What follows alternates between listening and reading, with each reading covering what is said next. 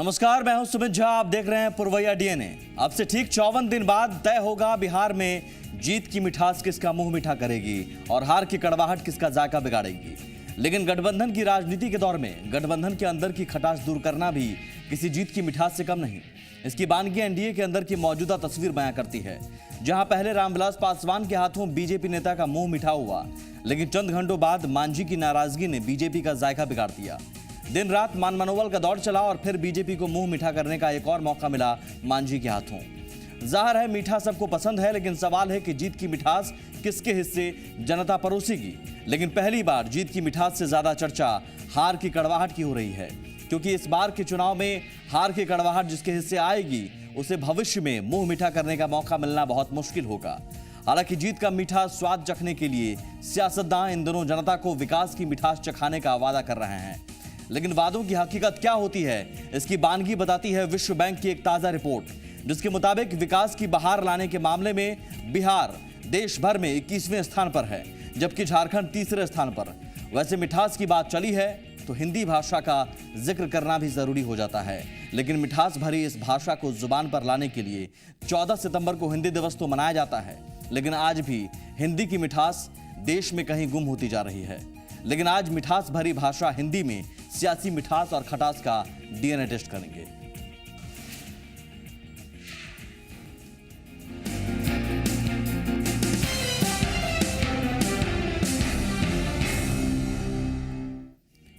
पुरवैया डीएनए की शुरुआत बिहार की सियासी हलचल से।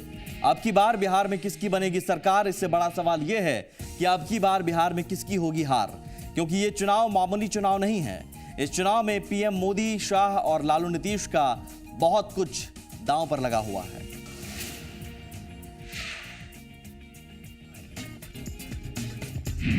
साख के साथ वजूद का भी सवाल।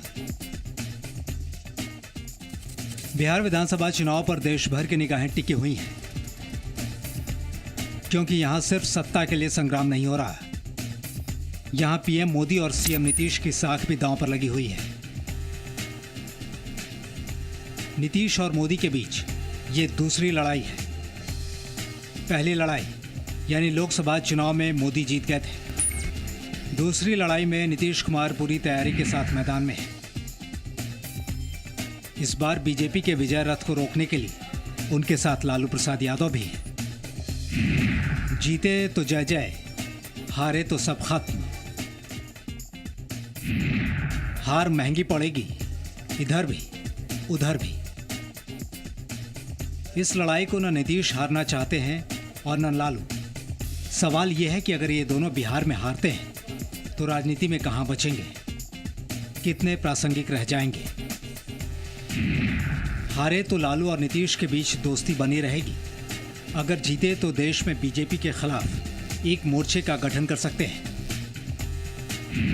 हारने के बाद नीतीश और लालू को राजनीति में हाशिए पर चले जाने का खतरा रहेगा। अगर जीत गए तो 2019 में केंद्र की राजनीति में किंग मेकर बनकर उभर सकते हैं। इधर बिहार चुनाव में बीजेपी का भी काफी कुछ दांव पर लगा हुआ है, क्योंकि वो पीएम मोदी के चेहरे को सामने रखकर चुनाव लड़ रही है।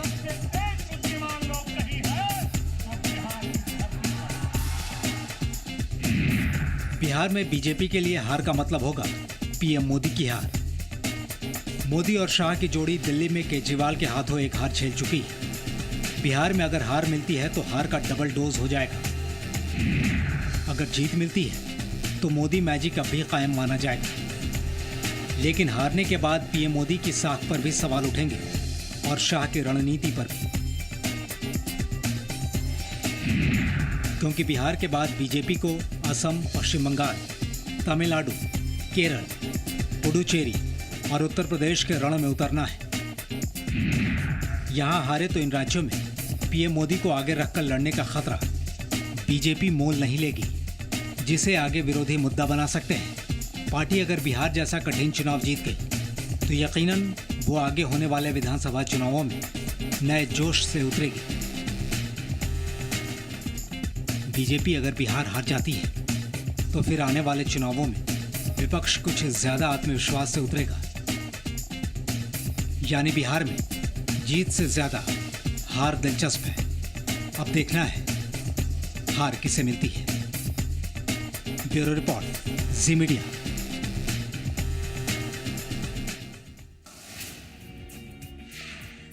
जाहिर है बिहार विधानसभा चुनाव की तस्वीर बेहद दिलचस्प बन रही है। एनडीए बना महागठबंधन की लड़ाई को लेफ्ट का तीसरा मोर्चा और अदर्स का चौथा मोर्चा बेहद दिलचस्प बना रहा है। अदर्स में मुलायम सिंह यादव की समाजवादी पार्टी, शरद पवार की एनसीपी, पप्पू यादव की जन अधिकार पार्टी, ओवैसी की एआईएमआईएम और दूसरी छोटी पार्टियां। लेकिन इस लड़ाई में एनडीए की ओर से पीएम मोदी और बीजेपी के राष्ट्रीय अध्यक्ष अमित शाह और महागठबंधन की ओर से लालू और नीतीश का सब कुछ दांव पर लगा हुआ है। यहां हार और जीत बिहार ही नहीं देश की राजनीति में भी बहुत कुछ तय करेगा। आइए पिछले लोकसभा चुनाव के परिणामों के आधार पर देखते हैं आज की तारीख में कौन कहां खड़ा है। 2014 के लोकसभा चुनाव में बिहार की 40 सीटों पर एनडीए को 31 सीटों पर सफलता मिली थी, जिसमें बीजेपी को 22, एलजेपी को 6 और आरएलएसपी को 3 सीटें हासिल हुई थी। आरजेडी का कांग्रेस के साथ गठबंधन था और लेफ्ट के साथ मिलकर जेडीयू मैदान में थी। जेडीयू और आरजेडी के अलग अलग होने से इनके वोटों का बिखराव हुआ था।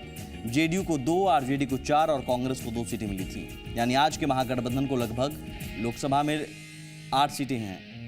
अब देखते हैं लोकसभा चुनाव के दौरान किसे कितने विधानसभा क्षेत्रों में बढ़त मिली थी। बीजेपी को 122, एलजेपी को 34 और आरएलएसपी को 17 विधानसभा सीटों पर बढ़त मिली थी। इस तरह 2014 के लोकसभा चुनाव में एनडीए को 173 विधानसभा सीटों पर बढ़त थी, जबकि आरजेडी को 32, जेडीयू को 18 और कांग्रेस को 14 विधानसभा सीटों पर बढ़त मिली थी। इस तरह आज के महागठबंधन को तब 64 सीटों पर बढ़त हासिल थी। लेकिन अब दिलचस्प बात यह है कि अगर तब जेडीयू, आरजेडी और कांग्रेस एक होते तो क्या बिहार में एनडीए को इतनी बड़ी सफलता मिलती? इसकी भी पड़ताल कर लेते हैं। 2014 के लोकसभा चुनाव में बीजेपी, एलजेपी, आरएलएसपी गठबंधन को 38.77% वोट मिले थे और आज के महागठबंधन की पार्टियों को तब कुल मिलाकर 45.06% वोट मिले थे। बीजेपी गठबंधन में मांझी की पार्टी को मिलने वाले संभावित 1% वोट जोड़ भी दें तो भी उसका वोट प्रतिशत 40 से आगे नहीं बढ़ता दिखता। बहरहाल इस हिसाब से बीजेपी गठबंधन को 90 से 95 सीटें और महागठबंधन को 140 से 145 मिलनी चाहिए। लेकिन क्या यह मान लेना सही है? क्योंकि राजनीति में के बारे में कहा जाता है कि हमेशा 2 और 2 मिलकर 4 नहीं होता। हालांकि चुनाव विश्लेषण करने वाली संस्था सीएसडीएस ने अभी हाल ही में इन्हीं आंकड़ों पर एक रोचक विश्लेषण किया है। पिछले लोकसभा के नतीजों के आधार पर उसने सारे विधानसभा क्षेत्रों को 4 हिस्सों में बांटा। एक वो जहां बीजेपी चुनाव लड़ी थी और एनडीए को बढ़त मिली थी। इनमें 73 क्षेत्र ऐसे थे जहां महागठबंधन अपने सारे वोट मिलाकर भी बीजेपी से कम 5% वोटों से पीछे रहा था। यानी ये 73 सीटें बीजेपी जीत सकती हैं। दूसरे वो विधानसभा क्षेत्र जहां बीजेपी चुनाव लड़ी थी लेकिन एनडीए पिछड़ गया था। ऐसे 29 विधानसभा क्षेत्रों में महागठबंधन के कुल वोट एनडीए से 23% ज्यादा हैं। यानी ये 29 सीटें महागठबंधन को पक्की समझनी चाहिए। तीसरे वो 43 विधानसभा क्षेत्र जहां बीजेपी चुनाव नहीं लड़ी थी और जिनमें एनडीए पिछड़ा था, इनमें भी महागठबंधन के कुल वोट एनडीए के मुकाबले 26% ज्यादा थे। यानी ये 43 सीटें महागठबंधन को आसानी से मिल सकती हैं। और चौथा वो 98 विधानसभा क्षेत्र जहां बीजेपी नहीं लड़ी थी और एनडीए को बढ़त मिली थी। इन क्षेत्रों में महागठबंधन के कुल वोट बीजेपी से महज 1% ज्यादा हैं। इनको बारीकी से देखें तो 17 विधानसभा क्षेत्रों में एनडीए के वोट महागठबंधन से 10% ज्यादा थे। यानी ये 17 सीटें आज भी एनडीए जीत सकता है। इसी तरह 22 क्षेत्रों में महागठबंधन के वोट एनडीए से 10% ज्यादा थे। यानी ये 22 सीटें आज महागठबंधन जीत सकता है। इसी तरह 90 सीटों पर बीजेपी गठबंधन और 94 सीटों पर महागठबंधन की जीत में ज्यादा अड़चन नहीं दिखती। बाकी 59 सीटें ऐसी हैं जिनमें पिछले लोकसभा चुनाव में बीजेपी गठबंधन और महागठबंधन के बीच वोटों का अंतर 10% से कम था और यहां अंतिम समय में नतीजे बदल सकते हैं। इन 59 सीटों में आधी सीटों पर दलितों की आबादी ज्यादा है और यहां मांझी पासवान कार्ड नक्शा बदल सकता है। एनडीए और महागठबंधन दोनों के लिए इस पहेली को सुलझाना सबसे बड़ी चुनौती है, क्योंकि यहां हार का मतलब हम और आपसे बेहतर ये दोनों गठबंधन समझते हैं। आगे बढ़ते हैं हम। जैसा कि हमने विश्लेषण में अभी देखा, बिहार में 58 सीटें ऐसी हैं जहां पर मांझी और पासवान अहम हो सकते हैं। क्या बीजेपी को पहले से इसका इल्म था? क्या इसी कारण बीजेपी मांझी के मांगों के आगे झुक गई? मान गए मांझी, हो गया बंटवारा। एनडीए में तय हो गया फार्मूला। कई दौर की बातचीत हुई, रूठने और मनाने का दौर चला, एकता दिखाने की कोशिश हुई और ज्यादा पाने के लिए आंखें भी तरेरी गईं। लेकिन इन सब के बाद एनडीए में सीटों के बंटवारे पर सहमति बन गई। भारतीय जनता पार्टी 160 सीट लड़ेगी, लोक जनशक्ति पार्टी 40 सीट लड़ेगी, राष्ट्रीय लोक समता पार्टी 23 सीट लड़ेगी, हिंदुस्तान अवाम मोर्चा 20 सीट लड़ेंगे और साथ में उनके कुछ कार्यकर्ता भारतीय जनता पार्टी के सिंबल पर भी लड़ेंगे। उसमें हमने निर्णय मांझी साहब पर छोड़ा है। मांझी साहब जो निर्णय करेंगे उसको हम स्वीकार करेंगे, उसमें हमें कोई दिक्कत नहीं होगी। जैसा कि अमित शाह ने कहा, बीजेपी 160, एलजेपी 40, आरएलएसपी 23 और हम 20 सीटों पर चुनाव लड़ेगा। कुछ सीटों पर बीजेपी मांझी के पसंद के उम्मीदवार को टिकट देगी। सीटों के इस फार्मूले के बाद सवाल यह है कि क्या मांझी के दबाव में झुकी बीजेपी? मांझी को साथ रखना बीजेपी की मजबूरी थी? ये सवाल इसलिए भी उठ रहे हैं क्योंकि पिछले 2 दिनों से मांझी सीटों के बंटवारे पर मान नहीं रहे थे। पहले 15, फिर 17 और अब 20 सीट देने का फैसला हुआ। सीटों के बंटवारे के बाद मांझी के बयानों से भी झलक रहा है कि उन्होंने जो दबाव बनाया वो काम कर गया। हम लोग शुरू से ही कोई सीट की बात हमने नहीं की थी। हम अनकंडीशनल समर्थन दिया है नरेंद्र भाई मोदी जी को और अमित शाह जी को, और उस परिप्रेक्ष्य में वार्ताएं आगे पीछे चलती रही, अलग बात है, लेकिन यही हुआ कि जो आप तय कर दीजिएगा हम मान्य करेंगे। आज उन्होंने तय किया है, हम उसको मानना है। एनडीए में सीटों के बंटवारे पर चले हाई वोल्टेज ड्रामे के बाद जो फॉर्मूला निकला उस पर विपक्ष ने चुटकी ली है। भाजपा के बहकावे में आज अस्तित्व संकट से जूझ रहे हैं और कहावत एक मशहूर है कि चौबे जी छब्बे बनने गए और दुबे बनकर लौटे। एक बार फिर टिकट बंटवारे की जो परिणाम है उससे ये साबित हो गया कि जीतन राम मांझी जी की जो उम्मीदें थी वो पूरी तरह से भारतीय जनता पार्टी ने मिट्टी में मिलाने का काम किया और कहीं ना कहीं महादलितों को भी ये संदेश दे दिया है कि उनकी परवाह कतई भारतीय जनता पार्टी नहीं कर रही है। मतलब मांझी जी को सम्मान मिला या नहीं? 20 सीट सम्मान कितना? अब ये तो मांझी जी या मांझी जी के लोग न समझेंगे। अब जब हमारे अंगने में नहीं है तो फिर उनका क्या काम है? जाहिर है सीटों के बंटवारे पर जिस तरह से एनडीए के अंदर पॉलिटिक्स हुई उस पर विपक्षी निशाना साधेंगे ही। अब देखना है एनडीए के घटक दल चुनाव में किस तरह से एकता दिखाते हैं। ब्रिजमोहन पांडे के साथ ब्यूरो रिपोर्ट, जी मीडिया। तो क्या मांझी बीजेपी को बचा ले जाएंगे? कम से कम इतना तो तय हो गया है कि मांझी बीजेपी के लिए केजरीवाल नहीं बनने जा रहे हैं, लेकिन मांझी भी मजबूर हैं। बीजेपी के साथ रिश्ते को लेकर इतने आगे जा चुके हैं कि किसी और के साथ जाने का सवाल मतलब नई बनी सियासी साख के साथ समझौता करना होगा। मांझी को बखूबी मालूम है कि जिद और जिच से आखिरी नुकसान उनके ही खाते में आएगा।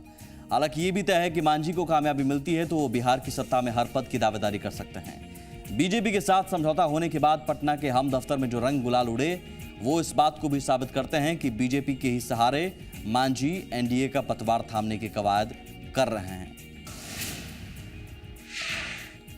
पुरवैया डीएनए में वक्त हो गया एक छोटे से ब्रेक का। ब्रेक के बाद विकास के दावों की हकीकत को टटोलने की कोशिश करेंगे। दरअसल विश्व बैंक की एक ताजा रिपोर्ट सामने आई है और जिसमें झारखंड तीसरे स्थान पर है और बिहार 21वें स्थान पर।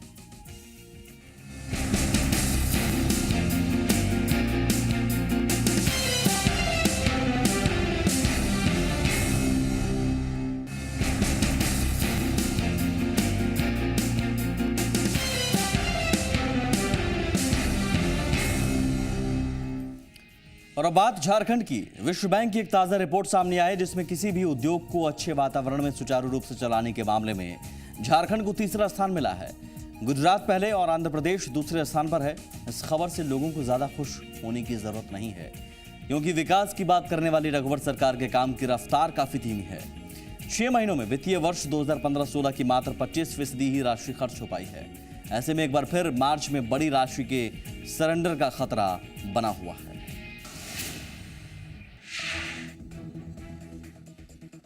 झारखंड में बीजेपी के नेतृत्व में पहली बार जब स्थिर सरकार बनी तो लगा कि राज्य में विकास की गंगा बहेगी, लेकिन सरकार के अब तक के कामकाज को देखें तो वो उम्मीदों पर खरी उतरती नजर नहीं आ रही है। अब देखिए वित्तीय वर्ष 2015-16 के पहले 6 महीने में किस विभाग ने कितने खर्च किए, कैसे होगा विकास। ग्रामीण विकास विभाग योजना का बजट 6,269 करोड़। अगस्त तक खर्च हुई राशि 1,212 करोड़। स्वास्थ्य विभाग 2,030 करोड़ का योजना बजट, लेकिन खर्च हुए सिर्फ 364 करोड़। जल संसाधन विभाग 2,000 करोड़ रुपए का योजना बजट, लेकिन महज 385 करोड़ रुपए ही खर्च हो पाए हैं। पेयजल एवं स्वच्छता विभाग योजना बजट की राशि 1,228 करोड़, खर्च हुए 205 करोड़।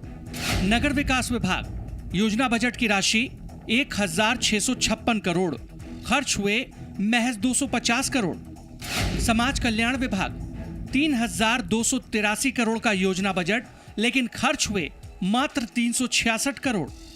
उद्योग विभाग 330 करोड़ रुपए का योजना बजट, लेकिन खर्च हुए महज 65 करोड़। खाद्य आपूर्ति विभाग योजना बजट की राशि 1,221 करोड़, उनमें खर्च हुए सिर्फ 133 करोड़। उच्च शिक्षा विभाग योजना बजट की राशि 312 करोड़, उसमें खर्च हुए महज 16 करोड़। इन आंकड़ों को देखने के बाद आप भी समझ गए होंगे कि सरकार किस रफ्तार से काम कर रही है। हालांकि इसके बाद भी झारखंड सरकार के नुमाइंदे अपने काम को संतोषजनक बता रहे हैं। अभी जो हम लोग को 6 माह से जो काज चल रहा है सभी विभाग का, हमारे माननीय मुख्यमंत्री का इतना कड़ा रुख है सभी विभाग पर कि जितना जल्दी प्रोग्रेस हो, तो मैं नहीं समझता हूँ कि कभी इस तरह का प्रोजेक्ट बना हो। और दिन रात जो हम लोग कानून बना रहे हैं, जो कभी 14 साल के अंदर जो है बहुत सा कानून नहीं बना था हर एक विभाग में, और जो हम लोग जिस रफ्तार से विकास हो रहा है, मैं समझता हूं कि 6 महीना में बहुत काम हम लोग जो बकाया काम है 50% से ज़्यादा कर लेंगे। सरकार के मंत्री दिसंबर तक 50% राशि खर्च करने का दावा कर रहे हैं, लेकिन विपक्ष को ये दावे खोखले नजर आ रहे हैं। इस राज्य को अब परमिसिबल नहीं है, लोग जान चुके हैं इनका झूठ, इनका फरेब। अब इनको जवाब देना पड़ेगा और बहुत चरणबद्ध तरीके से अब हम लोग इस सरकार से जवाब मांगने का अपना अभियान शुरू करने जा रहे हैं। आंकड़ों को देखते हुए विपक्ष के आरोपों में दम नजर आ रहा है, और योजना राशि खर्च करने की अगर यही रफ्तार रही तो हमेशा की तरह इस वित्तीय वर्ष में भी बड़ी राशि लैप्स हो सकती है। झारखंड में विकास की रफ्तार को लेकर जहां सरकार काफी खुश नजर आ रही है, तो वहीं दूसरी तरफ आंकड़े कुछ और ही हाल बयां कर रहे हैं। ऐसे में सवाल उठता है कि अगर यही हालात आने वाले दिनों में भी बने रहे तो सूबे में लोगों के अच्छे दिन कब और कैसे आएंगे। कैमरा पर्सन विशाल के साथ मनीष मेहता, जी मीडिया, रांची। टूटी सड़कें, बदहाल स्कूल, खराब सीवेज सिस्टम और अस्पताल में सुविधाएं नहीं, इस तरह की खबरें और तस्वीरें झारखंड के कोने कोने से आती रहती हैं। लेकिन जिस तरह से रघुवर सरकार काम कर रही है वो थोड़ी परेशान करती है। हालांकि सरकार का दावा है कि वो सब ठीक कर लेगी और वित्तीय वर्ष के अंत तक बजट राशि खर्च हो जाएगी। अब देखने वाली बात होगी सरकार अपने दावे और वादे पर कितना खरा उतर पाती है। हालांकि इन सब के बीच बात अब हिंदी दिवस की करते हैं। हर साल 14 सितंबर को हिंदी दिवस मनाया जाता है। 14 सितंबर 1949 को संविधान सभा ने एक मत से फैसला लिया कि हिंदी भारत की राजभाषा होगी। इस फैसले के महत्व और हिंदी को बढ़ावा देने के उद्देश्य से राष्ट्रभाषा प्रचार समिति वर्धा ने हर साल 14 सितंबर को हिंदी दिवस के रूप में मनाने का अनुरोध किया, जिसे स्वीकार कर लिया गया और 1953 से हर साल हिंदी दिवस मनाया जाता है। आपको बता दें कि हिंदी भाषा बोलने के अनुसार अंग्रेजी और चीनी भाषा के बाद पूरे दुनिया में तीसरी सबसे बड़ी भाषा है। और फिलहाल इसी के साथ पुरवैया डीएनए में बस इतना ही। नमस्कार।